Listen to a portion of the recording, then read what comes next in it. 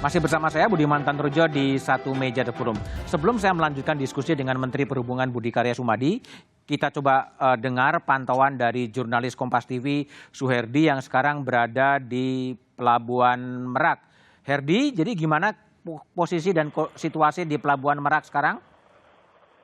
Saat ini, Arif Budiman, bahwa di Pelabuhan Merak ini di malam Kamis ya, di setiap 7 dermaga ini dipenuhi kendaraan pribadi yang hendak mau pulang di Pulau Sumatera, dan salah satu pemudik yang tadi mengantri udah 1 jam menunggu bongkar kapal, dan sebelumnya sempat terjadi protes penumpang pejalan kaki dan bis yang bongkar kapalnya lama hingga beberapa jam, lebih dari 4 jam, karena kapasitas kapal sudah memenuhi kapal yang sudah dibatasin.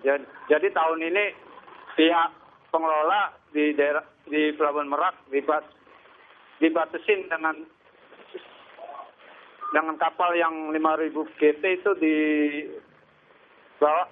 dengan muatan 150 unit kendaraan dan penumpang 120 penuh. Namun tidak ada saat ini dan tahun ini tidak ada kelebihan untuk penumpang di angkutan lebaran ini, karena untuk keselamatan pelayaran di Selat Sunda ini. Arif Budiman, demikian. Herdi, apakah masih ada antrian cukup panjang di dermaga sampai ke tol atau ke jalan gitu sekarang?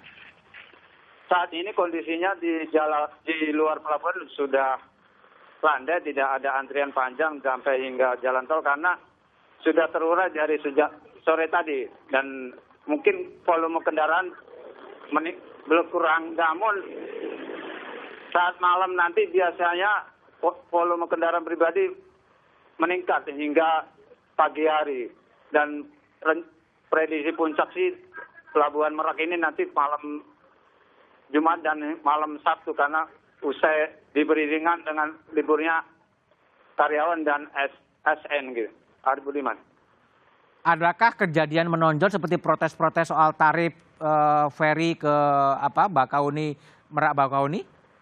Ya, yang menonjol saat ini pelabuhan ini karena di aplikasi feri ini memenuhi kuota. Dengan saat ini di dermaga eksekutif aja tidak bisa memesan karena sudah memenuhi batas untuk tidak bisa mengakses ini.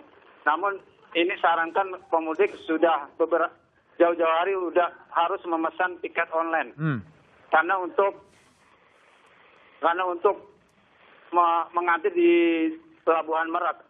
Oke. Banyakkan pemudik ini sudah tiba di pelabuhan, dia baru memesan di daerah pelabuhan gitu. Baik, Suherdi, terima kasih. Hati-hati tetap di lapangan Pelabuhan Merak. Pak Menteri Perhubungan, jadi kalau kita lihat sekarang sudah cair, tapi semalam sempat terjadi antrian yang cukup panjang di Merak. Apa yang terjadi sebetulnya? Ya, satu itu tadi, bahwa kita sudah mengimbau bahwa pembelian itu seyogyanya online. Online, oke. Bahkan kita sudah memasang gerai-gerai itu. Ya.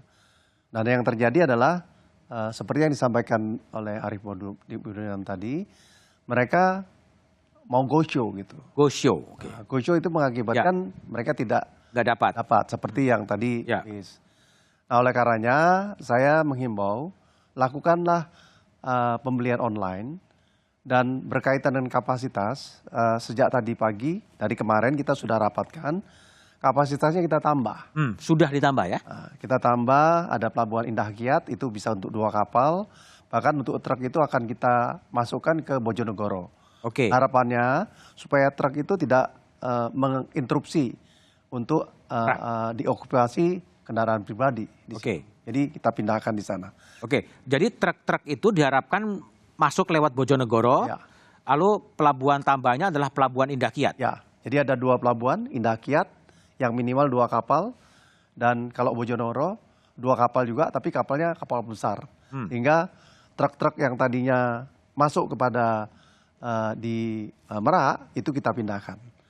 Malam ini kita pengapalan pertama. Pengapalan pertama untuk 2 kapal. Kalau yang di Bojonegoro akan ada berapa kapal? 2 kapal, tapi 1 kapal itu untuk 200 truk langsung. 200 truk langsung. Ya, Oke. ya. Oke, saya kembali ke Pak Edi, Kabak Ops Kakor Lantas. Pak Edi, kalau dari pihak kepolisian ya, untuk mengantisipasi puncak arus mudik yang juga selain kemacetan juga potensi terjadinya kecelakaan, apa yang akan dilakukan oleh kepolisian, Pak Edi? Baik, gini Mas Budiman. Jadi kami bersama-sama dengan stakeholder yang lain itu selalu bersinergi dan berkolaborasi ya. Sudah mulai sejak sebelum jauh pelaksanaan ini. Dari bulan Februari sudah kita mulai koordinasi dan diskusi. Selanjutnya kita juga melakukan diskresi kepolisian yang didukung dengan rekayasa lalu lintas, Mas. Jadi ada pengalihan arus, ada buka tutup, ada kanalisasi, kontraflow, one way, dan ganjil genap yang akan kita lakukan. Termasuk juga bagaimana menghadapi apabila terjadinya ada situasi maupun yang bersifat emergensi. Kita juga menyiapkan personil, ya tentunya Mas, menyiapkan sarana prasarana pendukung baik kendaraan ambulan, derek maupun damkarnya, ya berkoordinasi dengan yang lainnya. Tentunya jalur alternatif maupun jalur yang terdekat untuk mengurai kejadian juga kita persiapkan, Mas. Tim urai juga kita sudah persiapkan. Termasuk juga kita mendirikan pos-pos pelayanan, pos pengamanan maupun pos terpadu yang ada di jalur arteri maupun jalur pantura itu sendiri. Oke. Itu aja Mas sementara. Pak Edi, kalau untuk mengantisipasi khusus spesifik soal sepeda motor ya, yang biasanya menjadi probabilitas terjadinya kecelakaan sepeda motor itu cukup tinggi dan sekarang akan peningkatan yang luar biasa. Gimana langkah-langkah kepolisian untuk menekan terjadinya kecelakaan sepeda motor ini, Pak Edi? Baik, tentunya sama seperti mungkin disampaikan oleh Pak Menhub ya. Kita sebetulnya menghimbau untuk masyarakat yang menggunakan sepeda motor sebetulnya untuk tidak menggunakan sepeda motor untuk jangkauan jarak jauh ya. Jadi diharapkan mungkin bisa ada mudik motor gratis, juga penumpangnya, pengemudinya juga ikut mudik gratis. Jadi nanti makainya nanti di daerah tujuan aja, Mas. Sebetulnya lebih bagus sebetulnya kayak begitu, ya kan? Mengapa demikian?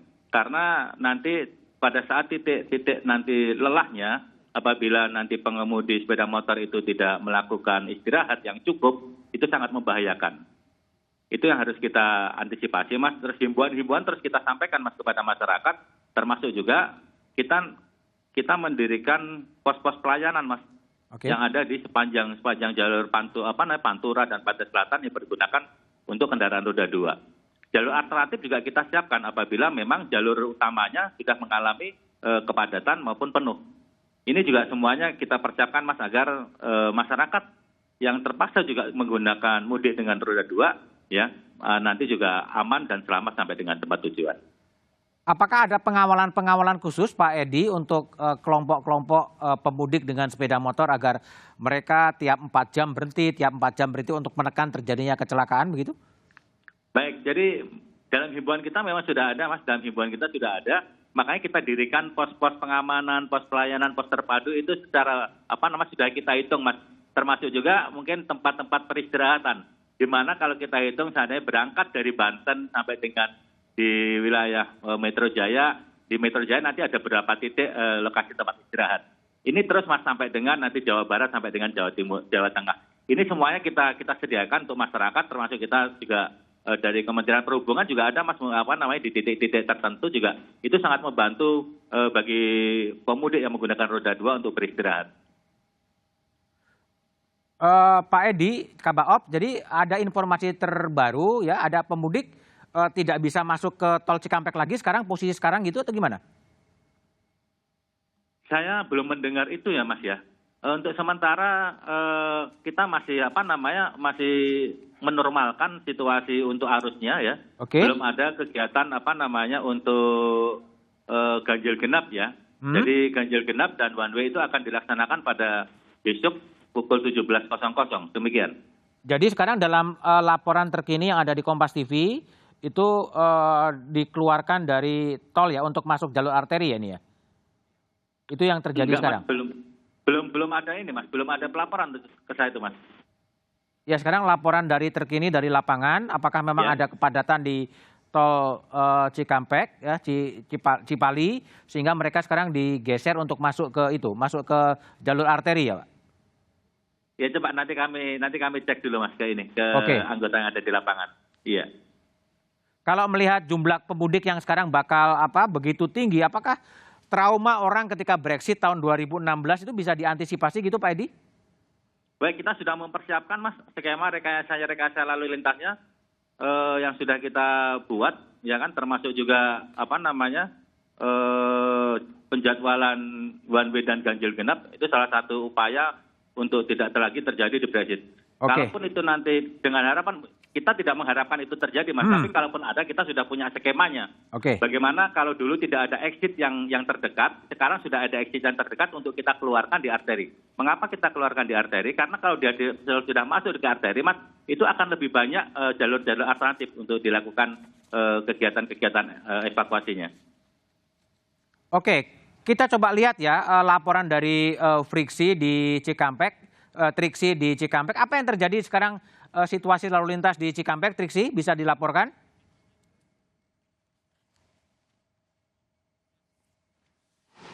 Triksi, jadi gimana situasi terakhir pantauan Anda di tol Cikampek Utama? Mas Budiman, kalau sampai saat ini tadi sempat dilakukan penutupan untuk transaksi di gardu tol Cikampek Utama. Nah, saat ini karena ada antrian yang cukup panjang, kemudian akhirnya petugas menutup untuk sementara waktu dan mengalihkan kendaraan ke satelit 3 dan satelit 5. Jadi ini masih bisa melakukan transaksi tap tol kartu pengguna dan kemudian dapat melanjutkan perjalanan ke arah Palimanan. Ini sifatnya hanya sementara saja, Mas Bima dan juga saudara. Jadi nanti ketika sudah lowong kembali, ketika transaksi di gerbang tol Cikampek Utama ini sudah selesai, tidak ada kendala, baru nanti akan kembali dibuka lagi dan diarahkan kembali ke gardu tol utama di Cikampek Utama ini, Mas Budiman. Oke, baik. Jadi semata-mata ini karena ada cukup antrian untuk pembayaran di gerbang tol ya, Triksi ya? Iya, betul sekali. Jadi ini hanya sifatnya sementara. Saja untuk mengurai kepadatan saja. Oke, tadi bagaimana secara keseluruhan itu kan di Jawa, tapi di luar Jawa seperti apa? Nanti kita coba tanya kepada Menteri Perhubungan, tapi jawabannya setelah jeda berikut ini.